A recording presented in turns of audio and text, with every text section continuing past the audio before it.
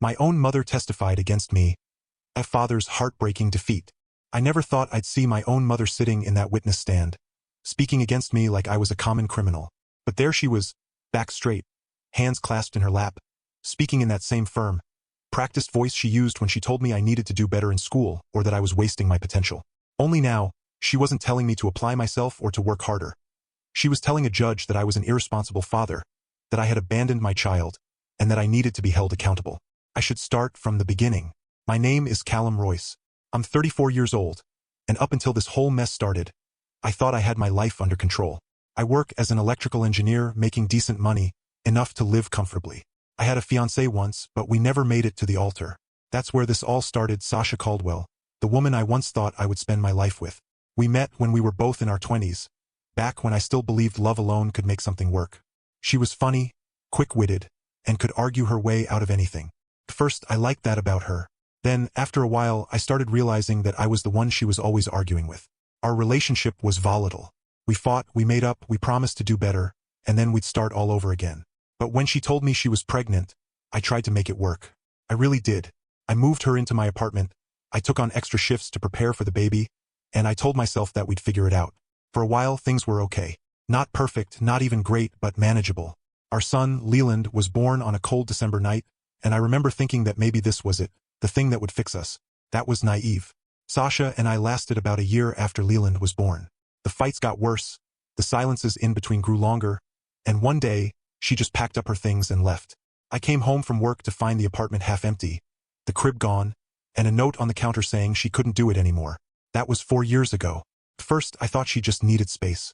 Then weeks turned into months, and I realized she had no intention of coming back. She took Leland, moved to another city, and started fresh. I didn't fight her on it. Maybe I should have, but after everything, I didn't think I was the kind of father he needed. So I let her go. I sent money when I could, I called on birthdays and holidays, but I didn't push beyond that. I told myself I was doing what was best for him. Then, out of nowhere, I got a court summons. Sasha was suing for full child support, years' worth of back payments. And my mother, my own flesh and blood, was listed as one of her witnesses. I thought it was a mistake at first. Surely my mother wouldn't side with Sasha over me. But when I confronted her, she didn't flinch. She just said, "Callum, he's your son. You have responsibilities." The thing is, I don't disagree with that. But hearing it from her, knowing that she was willing to go to court and say it in front of strangers, felt like a betrayal I never saw coming. She wasn't just standing up for Leland. She was standing against me. And so, here I am, sitting in this courtroom, listening to my mother tell a judge that I have neglected my son. She talks about how my father left us when I was 10, how she worked 2 jobs to keep a roof over our heads. She says she doesn't want to see another child grow up feeling abandoned, even if it's her own grandson. And just like that, my past is on display, woven into the present, turning me into the villain of this story. I look over at Sasha. She's composed, dressed in a navy blazer, her hair tied back. She doesn't look at me. Her lawyer whispers something in her ear, and she nods. Meanwhile, I sit at this table, my own lawyer flipping through paperwork, jotting down notes, but I barely hear any of it. Because the only thing I can think about is how I ended up here, and whether I ever really had a choice at all. I don't hear the judge's words when my mother steps down from the stand. My ears are ringing, my vision narrowing. I grip the edge of the table so hard my fingers ache. My own mother, the woman who raised me, the woman who used to tell me I was her reason for surviving after Dad left. And here she is, sitting on the other side of the courtroom next to Sasha, as if they've been in this together from the start. My lawyer, Robert Langley, leans in. "You need to keep it together, Callum." I can't even nod. Sasha's lawyer, a sharp-eyed woman named Marion Hunt, calls another witness. The name doesn't register at first. Then I see him. A man stands up from the back row and walks toward the stand. He's older, maybe in his 50s, with silver-streaked hair and a face that's both familiar and foreign. He walks with confidence, hands in his pockets, like he doesn't have a care in the world. But when he reaches the stand and faces the room, my stomach drops. It's my father, Joseph Royce, the man who walked out on my mother and me when I was 10 years old. The man who never sent birthday cards, never called, never checked in. The man who, until this moment, I hadn't seen in 24 years. The bailiff swears him in. He clears his throat, then looks right at me. Not past me, not through me, right at me. Marion steps forward. "Mr. Royce, could you tell the court about your relationship with the defendant?" I wait for him to say the words. I expect bitterness. I expect detachment. Instead, he says, "He's my son." I exhale sharply. The words sound wrong in his mouth, like a stranger claiming something that isn't his. I stare at my mother, expecting shock on her face, but she won't meet my eyes. Marion nods. And would you say your son is a responsible father? He hesitates. It's barely a second, but I feel it like a punch to the gut. Then he sighs. I think Callum is scared of making the same mistakes I did. A murmur ripples through the courtroom. I clench my jaw so hard I taste blood. Marion presses on. Would you say he's involved in his son's life? Another pause. Another second stretching into an eternity. Not as much as he should be. The air is sucked out of my lungs. I stare at him, at this man who vanished from my life without a trace. And now he's sitting here, testifying against me. My throat burns, but I don't speak. I don't trust myself not to explode. Marion walks closer. And in your opinion, why is that? My father exhales heavily. Because he thinks leaving is easier than staying. Silence. The words crash over me like a tidal wave. I feel like a kid again, 10 years old, standing in the doorway of our apartment as my father walked away with a suitcase and never looked back. And now he has the audacity to sit here and pretend he knows anything about me. Marion paces. So you're saying Callum is avoiding responsibility? He doesn't answer immediately. I think he wants to do right by Leland. But wanting and doing are two different things. That's it. That's the moment I know this entire trial is stacked against me. My own mother, my ex-fiancée, and now the ghost of my past, dug up and paraded in front of me like some kind of poetic justice. I grip the table so hard my knuckles go white. Robert places a hand on my arm, a silent warning. But it's too late. My father's words have already sunk in, poisoning everything. Because the worst part? Somewhere deep down, I know he's right. I stare at my father as he steps down from the witness stand, his gaze sweeping past me like I don't exist. My stomach twists, a familiar knot of anger and disbelief tightening inside me.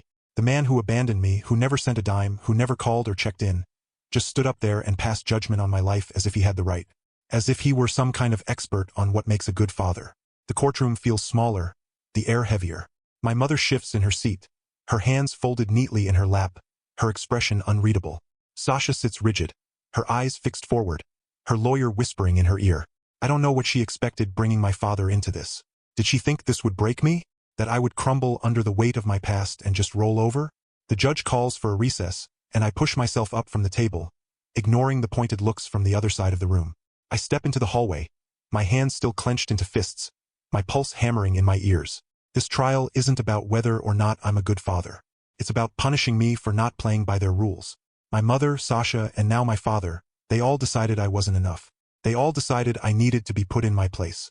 But there's one thing they didn't count on. I'm not the same kid my father walked away from all those years ago. My lawyer, Robert, catches up to me, his expression unreadable. He says something about staying calm, about not letting emotions get the best of me, but I barely hear him. My mind is already racing ahead, piecing together everything that's happened so far.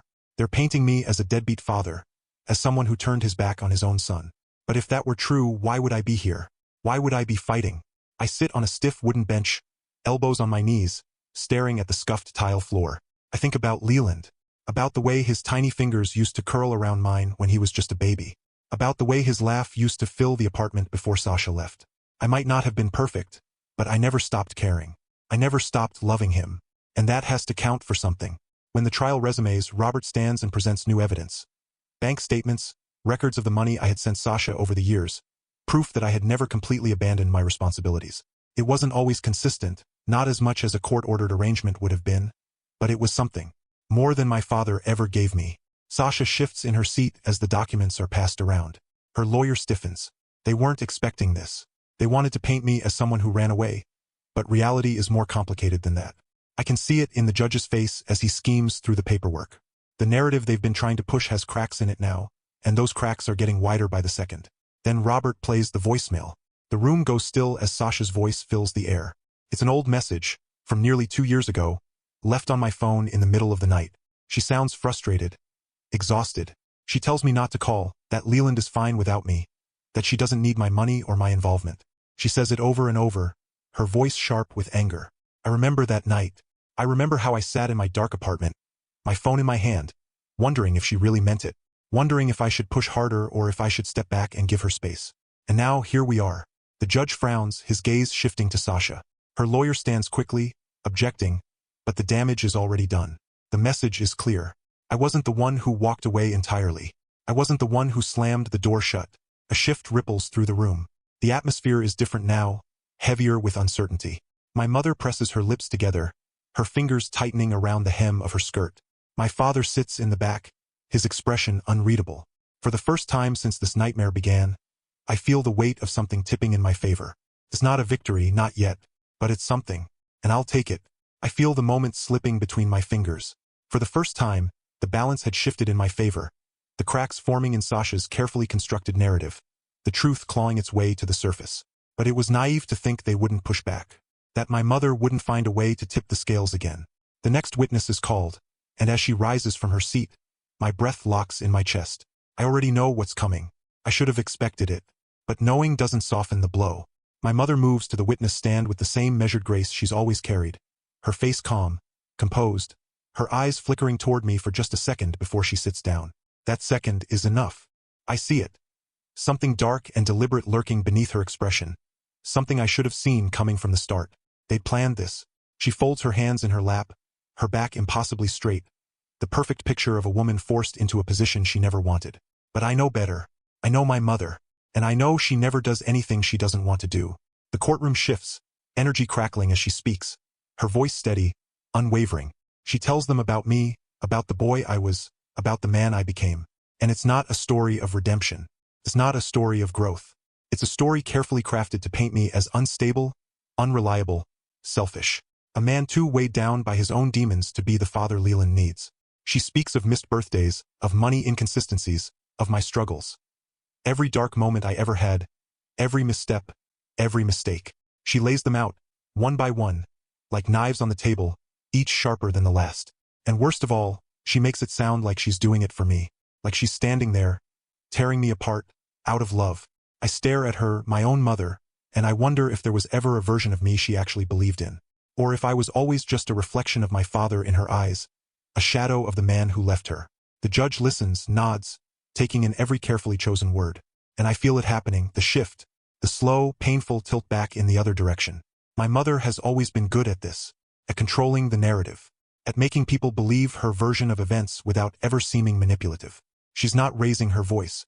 She's not emotional. She's measured, deliberate. And that's what makes it so devastating. By the time she steps down, the damage is done. Sasha's lawyer wears a knowing smirk, as if she had been waiting for this moment all along. Robert exhales sharply beside me, his hands folded tightly, jaw clenched. My mother returns to her seat, not sparing me another glance. And I realize something then, something I should have known from the start. She doesn't want me to win. This isn't about Leland. It's about control. My mother won't let me walk away thinking I had any. She'll make sure I lose, and she'll make sure I know it was her doing. The final blow doesn't land in a single moment. It suffocates me, inch by inch, as the courtroom shifts. My mother's words sink in. The judge sees me differently now. The jury has decided I am the villain. I thought I was fighting for Leland, but maybe I was just fighting to prove I wasn't my father. Maybe my mother was right. I was always going to fail him. The ruling is a formality. My rights are gone. Supervised visits. A ghost of a father. Sasha wins not just for Leland but against me. My mother leaves without a glance. No reaction, no remorse. The thread tethering me to my son has snapped. And then Leland. Small, solemn, standing beside Sasha. He knows. I want to tell him I fought. That I love him. That I'll never stop. But I see it in his eyes, doubt, distance. Sasha leads him away. He disappears. And something inside me breaks. I used to hate my father for not trying harder. Now I wonder if he felt the same hollow ache. Maybe I was never meant to escape this fate. The courtroom empties. I don't move. For the first time, I know what it means to truly lose. Because this loss isn't just mine. It's his too.